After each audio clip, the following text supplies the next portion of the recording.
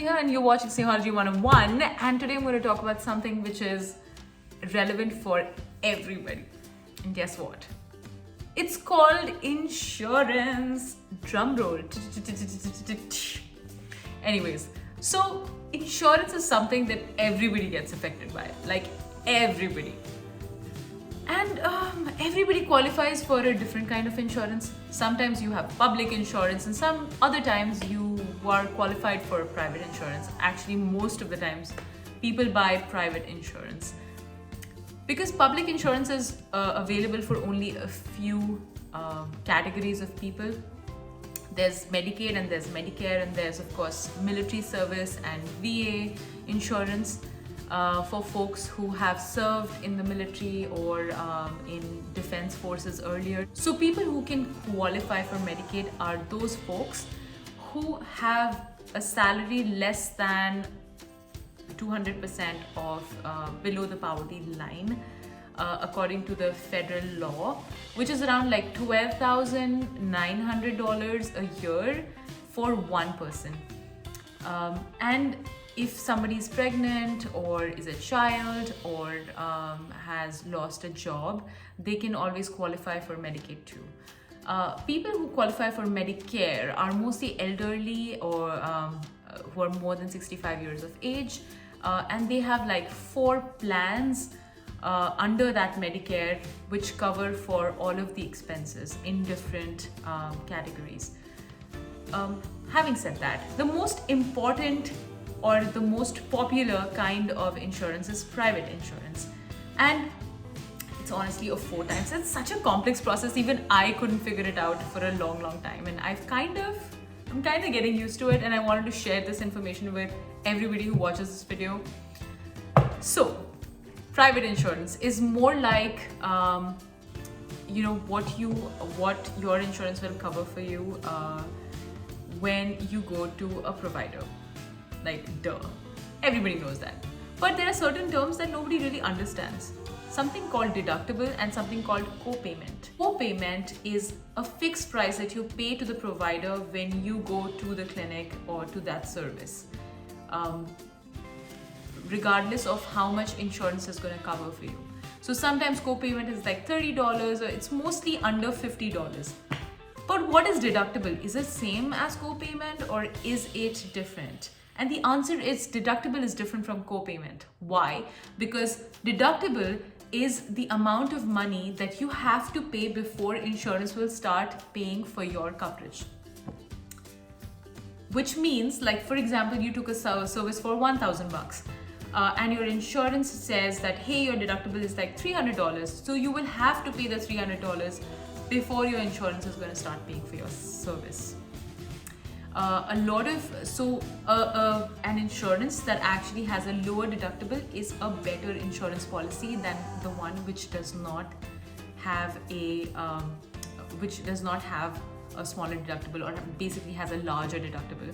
So choose your policies wisely and look at the deductibles for each service provided, including like emergency visits or preventive care visits, etc., etc.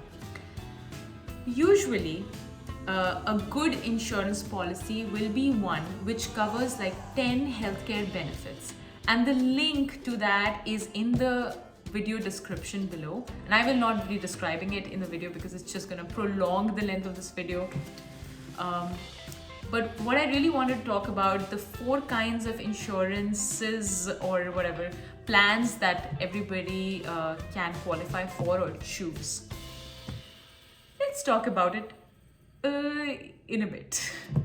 So you have HMO, Health Maintenance Organization, PPO, Preferred Provider Organization, EPO is Exclusive Provider Organization, POS is Point of Service Organization. If you kind of line it up in terms of the cost, the most expensive is the Preferred Provider Organization because it has a lot of benefits, and the least expensive is HMO because it's more restrictive and it's very like, it's like a rule book and it's very specific. And EPO or the Exclusive Provider Organization and the POS or Point of Care are kind of in the middle. So what is HMO? HMO is basically they set you up with a PCP or your primary care provider, and you need to have a referral to an in-network specialty provider so that you can get the best care that you want. For example, if somebody had chest pain, so you would have a PCP, you would have to go to the PCP if you needed to be referred to a cardiologist, so that cardiologist can work you up further. And that cardiologist should be an in-network cardiologist, which means that the insurance should be covering the service of that cardiologist. And usually every insurance has like a list of providers which are in network for them. I know, very confusing. Then what?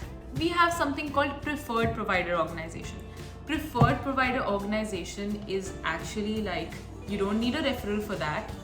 You can see whichever specialty you want to without a referral. Like, you know, you have chest pain, you would not go to your PCP, you would directly go to your cardiologist to get worked up or whatever. And although it's more expensive, it might have a higher co-pay, but it's more convenient because you will end up not wasting your time or effort into booking, several appointments or like visiting different doctors for the same thing. But the out-of-network providers will obviously be more expensive, whether you take any plan for that matter. In-networks are always kind of cheaper and out-of-network ones are more expensive. Moving on. So what is EPO or exclusive provider organization? It's actually a mix of HPO and PPO. But the good thing is that you don't need a referral to see a specialist. However, your out-of-network expenses will not be covered by this insurance. So it's kind of like you end up paying more. Like if you will go to a specialist and if it is out-of-network, you'll have to pay the entire cost. So be mindful of what kind of a policy you're in. So point of service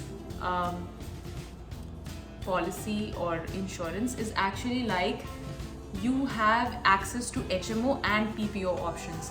So you have a designated PCP who can refer you to a specialty provider, but you also have an option of a PPO kind of route where you can go to a specialties provider without being referred, and you will probably you'd probably be paying more there.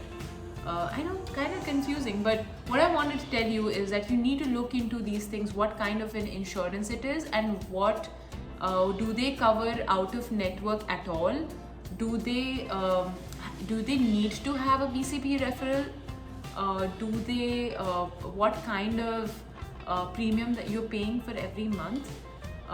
And what is the range of in-network for them? For example, like any hospital might have certain kind of insurance always available. So if you are close to a hospital, make sure that your insurance is actually covering the expenditures or the services provided by the hospital closest to you. Phew. All right. The next thing I really wanted to talk about is how do you find out? And what is the process through which you get your insurance done or ask your insurance to cover for your service? So number one, suppose you decide that, oh my gosh, I have chest pain. So you want to go to the hospital. But before you go to the hospital and before you actually book an appointment, go to finance and accounting, call them up and ask them, what is your tax ID? Tax ID is very specific to all insurance policies, because through that tax ID, you will get to know whether this hospital's service will be covered by your insurance or not. So you should call up the hospital finance department first, find out the tax ID, go to your insurance company, and also look at the location of that insurance company, because sometimes insurance companies might be located in different regions of the country, but they might be super specific to that region itself. So find out that, hey, my hospital is in Arizona, but you might be located in California. Will my insurance cover the services that I'm going to take at Arizona? So you need to know these things before you actually end up going to the hospital. At least be aware of it so that mentally you're prepared. So after your tax ID is done and everything's done, set up an appointment, and when you go up there, you will be paying something that's called co-payment. Once you're done, you will get a bill from the hospital, and then you submit that to your insurance, and your insurance company will give you a letter saying how much they're going to pay for you. And a lot of times, insurance companies do not end up paying for your service. They will end up like writing something bullshit and which is absolutely unreasonable, or something that's not based on a clinical recommendation or a clinical guideline. So if you encounter any kind of a problem where they end up telling you, hey, whatever they did for you may not be clinically appropriate, you should talk to your doctor who recommended that for you. For example, if a medicine is not covered by the insurance and it is something that your condition requires it, tell your doctor to talk to your insurance company and get it covered. Please don't leave these cases hanging in the air, because sometimes insurance companies will not cover for you, and they will say that, and you don't have to accept it. You have to kind of fight for it. Anyways, so that was like a small summary of a little bit about insurance, and let me know if you have questions. You can also post questions on my Instagram, Snehology101, or on the YouTube comment section down below. And let me know what you think about it, and what more do you want to know about insurance, and I can read up on it and inform myself and make a video for you guys to make it sound super simple. How about that? You guys have a good weekend, and happy Valentine's Day.